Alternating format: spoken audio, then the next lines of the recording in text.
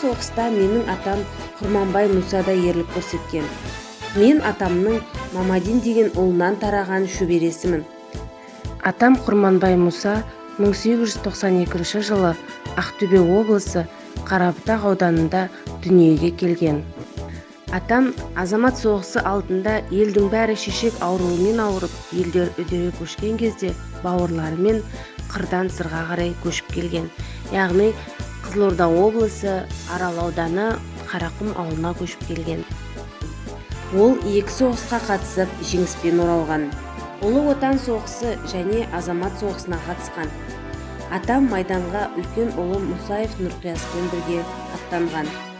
Атам майдан даласында табандылықпен кеудесін оққа тосып, жауға қарсы тұрып, неміс солдатын ұстап әкелген.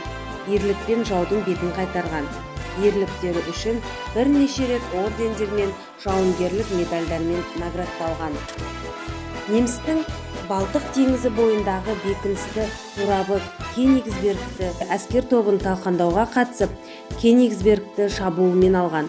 1945 жылы 10 сәуірде батырлық шабуылға және Кенигсбергті алуға қатысқаны үшін медальмен марапатталды.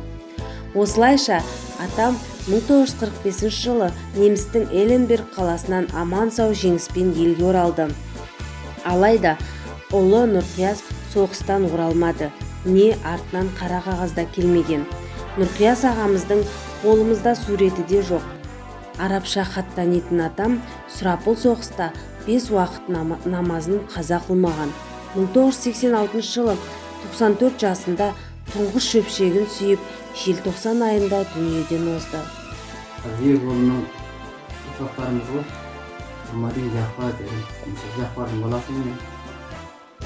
Сол адам айтып отыратын ғой, бір күні атырға шықтық деп, келадырмыз, өрікке жата қалып, атып кете береді дейді, орыстар. Біз енді өз нете алмаймыз дейді. Тіке жүгіре бердім дейді алғай, атам атында атып. Артынан командир айқайлайды дейді, тоқтап. Қазір оқып жазын. Жатып барып атып, оған адам тыңдама, естігендей болып кете бердім дейді. Солай қырылып қалды дейді. Содан кейін қайтып дейді, келгеннен кейін атама награда берді. Менен оқтан қорықпайды, кеудесін қарыс тосып оғатып, жұрттар жас батса, бір тіке жалды өзі кетіп баратқан ғой. Сондай сөйтіп күліп отыратын ғой атам. Сөйтіп айтты деп.